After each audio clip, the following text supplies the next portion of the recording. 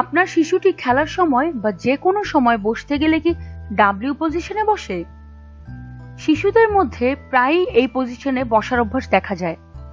আপনার শিশুও যদি ডাব্লিউ পজিশনে বসার অভ্যাস থাকে তাহলে সতর্ক হয়ে যান, কারণ চিকিৎসকরা জানাচ্ছেন ডাব্লিউ পজিশনে বসলে ক্ষতি হতে পারে শিশুর গঠন ও বৃদ্ধিতে, যার ফলে পরবর্তীকালে দেখা দিতে পারে বড় ধরনের সমস্যা। কি কি সমস্যা হতে পারে তা দেখে নিন এক পলকে।